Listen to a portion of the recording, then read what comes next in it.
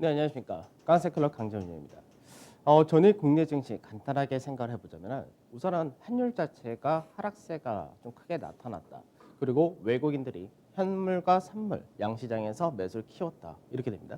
다만 이제 기관 투자자들의 매도세가 강했다라는 부분과 거래대금 자체가 시장 전체적으로 좀 작은 그런 형태를 띠기 때문에 일부 외국인들이 사는 업종을 중심으로 해서 강세가 나타나겠지만 연준회의를 앞두고 경계감까지 같이 나타나다 보니까 시장 자체적으로는 이제 강세 업종과 약세 업종 이 부분이 뚜렷이 나타나는 흐름을 보여줬다 됩니다.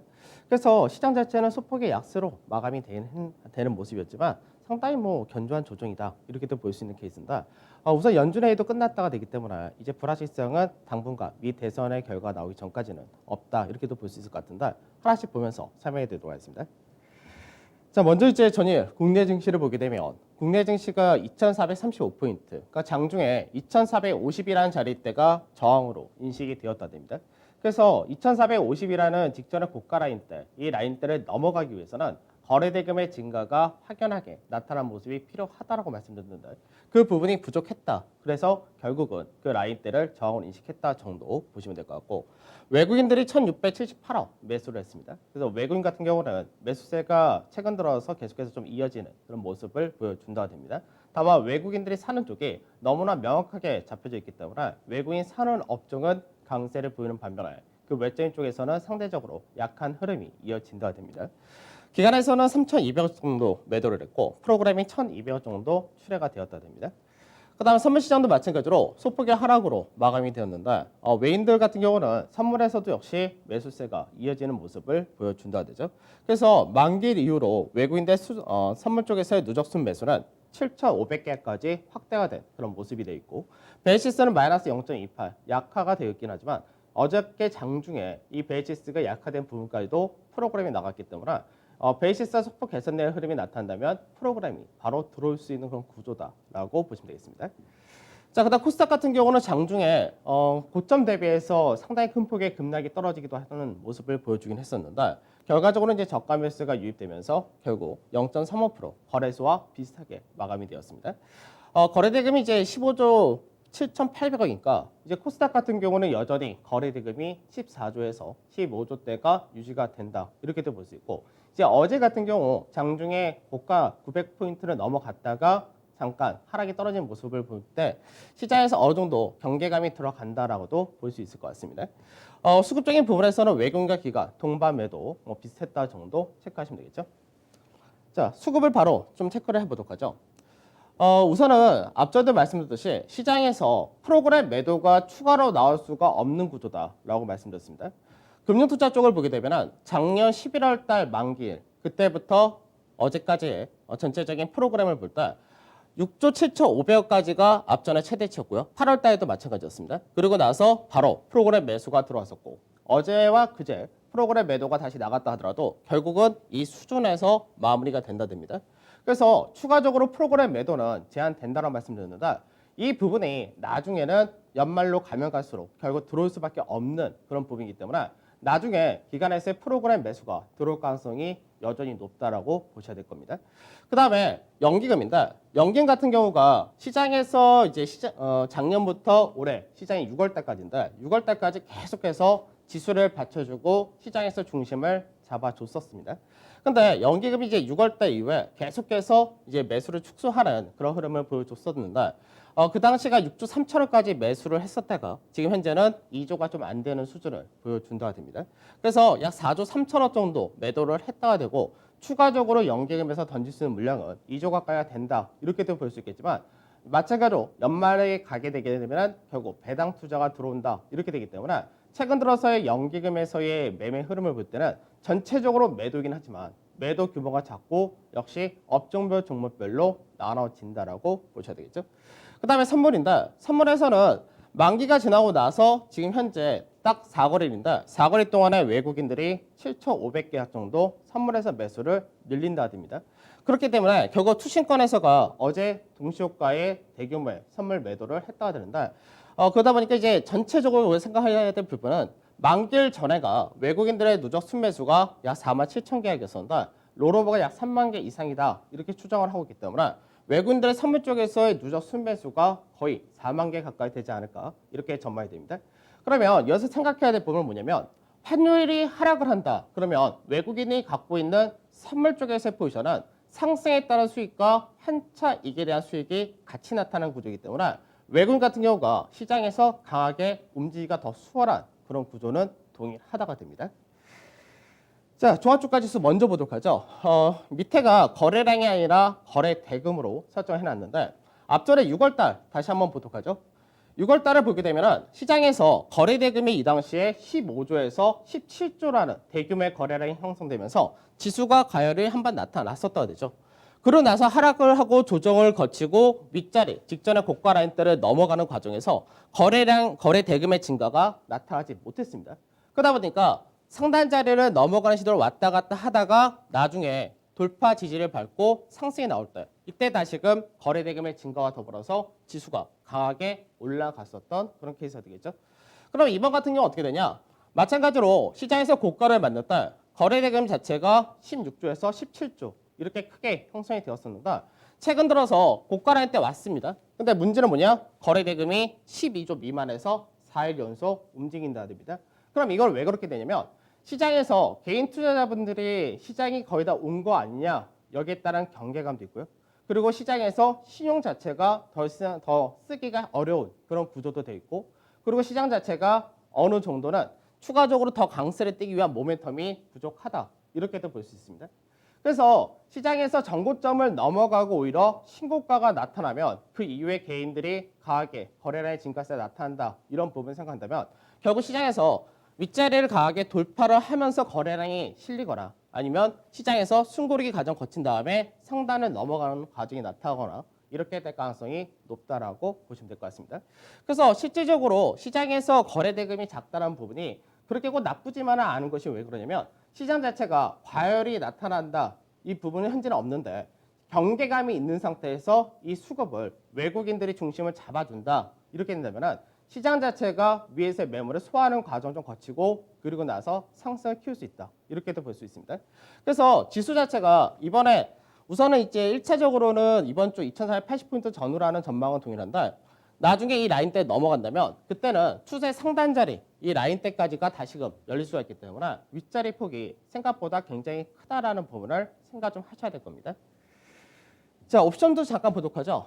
옵션을 보게 되면은 외국인들이 시장에서 이제 지난주 목요일 만기일 끝나는 날 그때 차흘물 이제 현재 움직이고 있는 옵션인데 그때부터 바로 강하게 상방 쪽으로 무게를 잡는 모습을 보여줬다 됩니다. 그래서 어제 같은 경우 선물 같은 경우가 320에서 322.5 사이에서 마감이 되었는데 현재 전체적인 포지션을 보게 되면 상승 쪽에 약 61억 그리고 327.5자리 이상이니까 바로 직전의 고가 라인입니다. 직전에 고가 라인에서 약 42억 정도 매도를 했고 외가 쪽은 14억. 그래서 전체적으로는 상승 쪽에 무게를 실었다. 이렇게 된 케이스고요. 반대로 풋 쪽을 보게 되면 풋에서는 약 25억 정도 현재 고르게 포진이 되어 있는데 실제적으로는 하단에 풋 매도가 83억으로 훨씬 더 많은 포지션을 채워놨기 때문에 외국인들이 현재는 선물도 사고 주식도 사는데 옵션 역시 해지가 거의 걸리지 않은 상태로 상승 쪽에 무게를 실어놨다. 이렇게 된 케이스입니다. 그러면 현재 포지션에서는 우선은 직전의 고가 라인인 327포인트 전후 이 라인대가 저항으로 한 차례는 인식될 수 있다. 이렇게 되는데 이 라인을 넘어가게 될 경우는 어떻게 되냐? 그때는 외국인뿐만 아니라 기관 역시도 상방 포지션을 더 확대시켜 놓은 케이스이기 때문에 그 경우는 시장에서 더 강한 상승이 연결될 수 있는 포지션이다. 이렇게 보셔야 되겠습니다. 자, 대형 지수를 한번 다시 보도록 하죠. 그러니까 옵션이라든지 선물이라든지 대부분 대형 지수와 연동이 되는 케이스인데 대형 지수 같은 경우가 6월달 동일한 케이스였죠. 고가를 만들고 바닥을 다지고 기간 조정 형태를 보이면서 거래량 감소세가 나타나다 거래량의 증가세와 더불어서 상단을 돌파 지지 상승이 나타났다입니다. 그럼 지금은 어떻게 되냐? 똑같죠. 거래량 감소세 이어지고 주가 가격 조정 마무리하고 기간 조정하면서 상단 자리에 왔는데 거래량이 저점이다. 거래량의 증가세, 거래대금의 증가세 나타난다면 상단 자리 돌파 지지 추가 상승이다. 이렇게 보시면 될 것 같습니다. 그래서 옵션 포지션도 여기에 거의 동일하게 맞춰져 있다. 이렇게 보시면 되겠죠. 근데 문제는 뭐냐면 대형 지수가 강세할 때 중소형이라든지 코스닥 그 외적으로 업종별로 전체가 다 같이 갈 수 있느냐 이 부분인데 거기서가 좀 차이가 많을 거다. 이렇게 보셔야 되겠습니다. 해외 증시 바로 보도록 하면 중국 같은 경우는 어제 소폭의 하락으로 마감이 되었다 되어 있죠. WTO에서 미국에서 중국에 대한 관세라든지 이런 거에 대해서 미국이 잘못했어 이런 식으로 판정을 내렸습니다. 이게 오히려 불확실성을 해소하는 것이 아니라 미국 측에서 반발을 한다 이렇게 되고 중국에서는 자기네가 잘했다 이런 식으로 얘기를 하다 보니까 결국 이 부분이 미중 간의 분쟁이 다시는 커질 수 있다 이런 우려를 나타냈다 됩니다. 근데 중요한 건 뭐냐면 어차피 미 대선 결과가 누가 될지 모르기 때문에 미 대선 결과 나오기 전까지 중국에서도 크게 대응을 하지 않는다가 됩니다. 그래서 어제 중국 증시 같은 경우 소폭의 하락을 했다 이렇게 되더라도 실제적으로 외국인들이 연속해서 순매수가 들어온 구조는 동일했다가 된 거고 위안화 역시 강세를 띠는 구조 역시 동일했다가 됩니다. 자, 그다음 미증시인데 미증시가 이제 연준회의가 있었죠. 그래서 연준회의에 대한 경계감이 있었다. 그래서 연준회의 결과 간단하게 보면은 우선은 2023년까지 저금리를 유지하겠다라고 얘기를 했고요. 경제 전망 자체를 상향했다. 그래서 연준에서는 이제 경제 자체는 앞전에 예상했던 것보다 더 반등이 좀 더 빠르다 이렇게 예상을 한 거고 전망을 한 거고 그리고 이제 기준금리 역시도 저금리를 2023년까지 이어간다라고 했기 때문에 상당히 시장에서 현재 유동성 정책이라든지 통화 정책이 지속적으로 이어진다 이렇게 표현을 했다라고 보면 되겠습니다. 그래서 이 부분은 상당히 잘 끝났다라고 보시면 될 것 같고 여기에 대한 우려가 있었던 부분이 없어졌고 그리고 미 대선이 종료되기 전까지는 연준회의가 없기 때문에 시장에서 통화 정책이라든지 현재 기조가 그대로 이어진다라고 보시면 되겠습니다. 그래서 잘 해결이 된 그런 케이스입니다. 근데 이제 미증시는 왜 하락하고 이제 나스닥이 1.25% 하락했고 다우지수는 소폭 강보합으로 혼조세 마감을 했느냐 이 부분인데 결국은 기술주들에 대한 차익 실현이 다시금 이어졌다 됩니다. 우선은 연방거래위원회에서 앞전에 청문회를 했었는데 그때 이제 추가적으로 빵 관련된 반독점 기업들에 대해서 규제를 할 것이다라고 언급을 했었는데 결국 이제 페이스북에 대해서 반독점 소송을 준비하겠다. 이 부분이 결국 기술주들에 대한 안 그래도 밸류가 높은 상태였고 한번 크게 무너졌다가 규적 반등이 나왔던 쪽이기 때문에 이쪽에 대해서 다시금 차익 실현이 떨어지는 모습을 보여줬다 됩니다. 반면에 시장에서 경기도 좋아진다라고 했고 그리고 이제 현재 통화 정책을 이어간다 이런 부분이 그동안 시장에서 상승이 굉장히 못 나왔었던 쪽이 다우지수도 있지만 러셀 2000 같은 종목이 있습니다. 그래서 러셀 2000 지수 같은 경우가 상승을 더 강하게 한 케이스가 되기 때문에 결국 미증시가 어떻게 나타났냐? 많이 올라갔었던 종목군들에 대한 차익 실현 그리고 경기가 좋아진다는 쪽에 대한 반등 이렇게 나타난 케이스죠. 그래서 원유 서비스라든지 금융 철강, 산업재를 중심으로 강세가 나타났다는 것이고 대형 기술주 중심의 하락 그리고 최근 들어서 많이 올랐었던 자동차 부품이라든지 반도체, 헬스케어가 소폭의 하락을 나타냈다 정도. 즉 업종별 차별화가 나타났다고 보시면 되겠습니다. 변동성 지수는 소폭 상승해서 26선. 그다음에 유가 같은 경우는 4.91% 급등을 했죠. 그러니까 유가 같은 경우는 이제 원유 재고 자체가 감소된 부분도 있고 시장에 대한 기대치도 형성된 부분도 있고 그런 부분이 40%를 넘어가는 모습을 보여줬다 됩니다.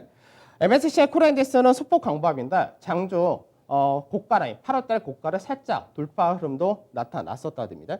근데 달러 인덱스는 거의 큰 변동 없이 소폭의 강보합이었고 원달러 환율이 1173원까지 떨어져 있기 때문에 환율의 하락이라는 부분이 현재 전체적으로 볼 때 외국인들 수급에는 긍정적이다. 이렇게 보시면 되겠습니다. 자, 간단하게 미 선물지수 잠깐 보도록 하죠. S&P 500 지수 보게 되면 S&P 500이 상대적으로 더 견조하다라고 말씀드린다. 지금 전체 박스권이랑 구간은 동일합니다. 그래서 박스권 상태에서 S&P 같은 경우는 이 라인대가 하락 추세 라인대가 되는데 이 하락 추세 라인대를 어제 장중에 돌파하고 안착하고 이 과정을 거치는 모습을 보여줬었다 되죠. 그래서 지금 현재 S&P 같은 경우 박스권의 중간마디에서 지지를 밟고 상단 자리에 넘어가면은 좀 더 빠르게 반등을 할 수 있다 정도. 즉 빠르게 반등을 못한다 하더라도 시장에서 추가적인 가격 조정은 나타나지 않을 것이다 라고 보시면 되는 케이스입니다. 그다음에 나스닥 같은 경우는 시장에서 추세 라인대를 이제 한번 건드렸다가 되죠. 그래서 어제 장중에 상승을 할 때 추세 라인대와 박스권 상단이라는 이중 저항을 받는 자리였기 때문에 저항 자체가 상당히 셀 수밖에 없는 그런 위치였었는데 이제 하단으로 내려왔다 하더라도 역시 박스권의 중간 마디 때는 지켜진 모습을 보여준다 됩니다. 그래서 S&P 같은 경우가 먼저 하락 추세를 단기적인 하락 추세를 넘어갈 가능성이 높고 그다음에 나스닥은 좀 따라갈 가능성이 있다 이렇게 되기 때문에 시장에서 미증시 자체가 차별화가 나타난다 이렇게 보시면 되겠습니다. 그래서 앞전에도 말씀드렸듯이 국내 증시에서 이를 연동시키게 되면 어떻게 되냐? 미증시에서 차별화가 밸류가 높고 많이 올라갔던 쪽에 대한 차익실로 인하면 국내도 거의 비슷하다. 이렇게 된 케이스인데 반대로 경기 관련 쪽에서는 모멘텀을 받기 때문에 이런 부분이 시장에서 현재 자동차라든지 IT가 상대적인 강세가 나타나는 그런 구조인데 그와 비슷하게 나타나고 그 외적으로 시장에서 반등을 못했었던 경기 관련주들이 움직일 가능성이 높다. 이렇게 연관할 수가 있습니다. 자, 어제 시장 보도카죠. 어제 시장 보면은 전체적으로 지수는 소폭의 약세로 끝났다가 됩니다. 근데 이제 강세가 나타났던 쪽에 자동차 이쪽이 여전히 상승을 강하게 나타나면서 시장 자체가 지금 IT 자동차 이 두 축이 상당히 강하게 움직인다. 이 부분은 변동이 없다라고 보시면 될 것 같고 그 외적으로는 이제 추석을 앞두고 이번 추석 같은 경우는 될 수 있으면 내려가지 마라. 뭐 명절이긴 하지만 될 수 있으면은 뭐 자가격리 좀 그렇고 이제 친척들이나 이런 사람들 많이 만나지 마라 이런 식으로 얘기를 하다 보니까 추석 관련돼서 홈쇼핑이라든지 그리고 그 외적으로 이제 추석 관련된 소비 관련 그리고 택배 이런 쪽이 상당히 강하게 움직였다라고 보시면 되겠습니다. 그 관련주들이 좀 움직였다 이렇게 된 케이스였고 반면에 이제 하락이 컸던 쪽이 이제 LG 화학이 이제 분할을 한다 그 부분을 얘기를 하면서 이제 LG 화학 중심으로 해서 이제 전체적으로 하락이 떨어졌다 이 부분이 됩니다. 그래서 LG 화학은 이 분할을 어떤 식으로 하느냐 이 부분이 상당히 문제가 될 텐데 새롭게 법인을 설립해서 그거를 기업 IPO를 통해서 한다면은 기존의 LG 화학에 대한 메리트는 확 줄어드는 그런 케이스가 되기 때문에 이쪽에서가 변동이 좀 크지 않을까 이렇게 전망이 됩니다. 자, 수급을 보도록 하죠. 수급을 보면 우선 외국인들 매수를 볼 때 삼성전자, 현대차, 현대모비스, 하이닉스, 기아차 간단하죠. 반도체, 자동차 동일합니다. 그 외적으로가 이제 CJ이 들어왔고 신풍제약, LG화학, 삼성바이오로직스. 그래서 언택트 내에서도 약간 종목별로 들어왔다 이렇게도 볼 수 있고요. CJ ENN 같은 경우가 동반 매수가 강했다 이 정도 보시면 될 것 같습니다. 그다음 매도를 보면 매도에서는 이제 삼성전자 우선주를 매도를 했고요. 카카오, 네이버, 그러니까 인터넷 관련 쪽을 매도를 했다가 되죠. SK케미칼, 헬릭스미스라든지 이런 제약바이오도 매도를 했고 그다음에 제레시도 마찬가지입니다. 그다음 한국금융지주라든지 삼성물산, 삼성 SDA, 하나에어로스페이스, 넷마블 이런 쪽을 역시 매도했기 때문에 전체적으로 뭐 인터넷 게임 이쪽을 중심으로 매도를 했다라고 보시면 되겠죠. 자, 기관에서 수급입니다. 기관 수급도 거의 비슷하죠. 현대차, 기아차, 하이닉스, 현대모비스. 그래서 기관에서 역시 자동차, 그다음에 하이닉스를 중심으로 매수하는 모습을 보여줬고, 그다음에 CJ EM의 동반 매수 동일했다가 됩니다. 그 외적으로도 이제 제일기획 같은 경우도 동반 매수 같이 들어온 모습을 보여준다. 그 나머지는 공통적인 부분보다는 약간 종목별 성향이 강했다 되겠습니다. 그다음 매도를 보게 되면 매도에서 이제 삼성전자 프로그램 매도가 나왔기 때문에 시총이 가장 높은 삼성전자 역시 영향을 크게 받았다 정도 보시면 될 것 같고요. LG 화학에 대해서 역시 매도를 좀 했고 네이버, 삼성전기, 세트리온 이런 쪽으로 하면서 언택트가 약간 좀 중심에 들어오긴 했는데 그래도 전체적으로는 뭐 그렇게 업종 전체라기보다는 역시 종목별로 매도하는 흐름을 보여줬다 정도 체크하시면 되겠죠. 그러니까 이제 수급 자체가 외국인들이 중심에 서려고 하는 그런 모습을 살짝 보여주고 있는데 외국인들이 현재 국내 증시에 들어올 때 가장 메리트가 높은 쪽이 IT, 반도체를 중심으로 한 쪽과 그리고 자동차를 중심으로 한다. 이 부분은 동일하다 되죠.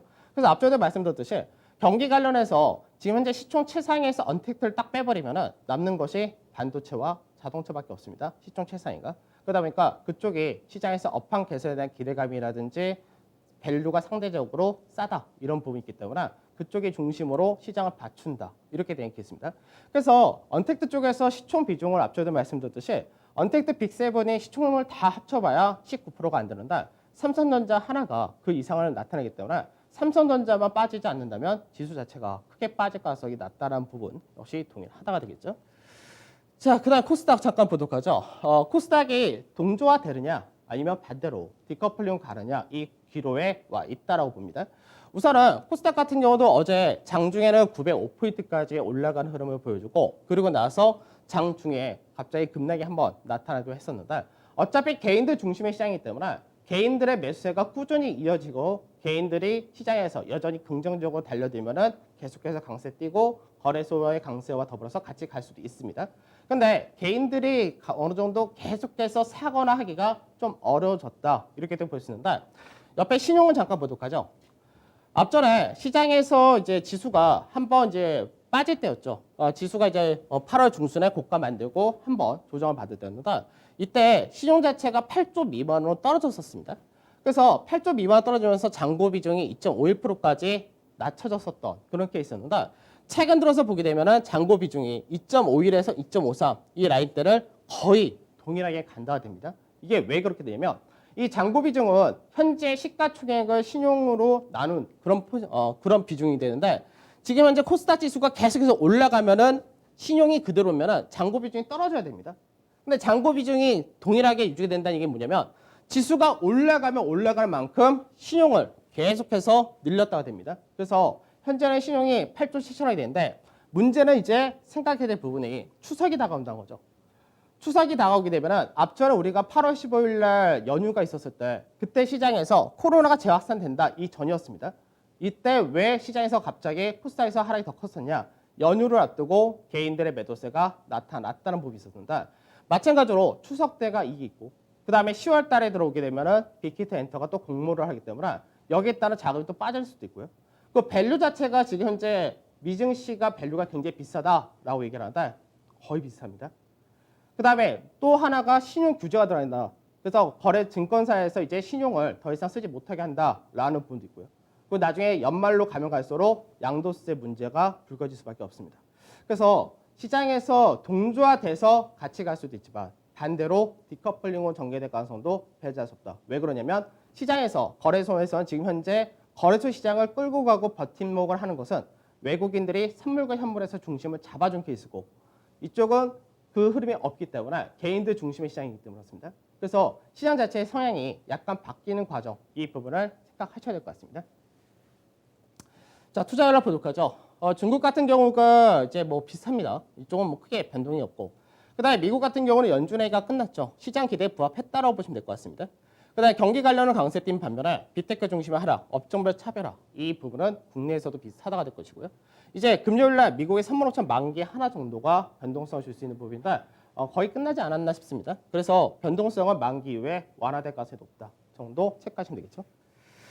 자, 국내 증시 외국인 중심의 매수 업종이 강하고 시장을 받춘다. 시장을 끌고 간다. 외국인 중심의 시장이라는 부분 생각하셔야 되는데 외국인들이 본격적으로 국내 증시 아직까지 규모로 볼 때는 아주 많이 들어왔다라고는 할 수 없습니다. 근데 외국인 중심의 시장이 들어왔을 때 성격을 잘 판단을 하셔야 될 겁니다. 외국인이 현 지수 때에서 들어왔다. 현 지수 때부터 계속해서 산다. 이렇게 되면은 외국인이 보는 시각은 그 이상이 상당히 크다는 거를 생각하셔야 됩니다.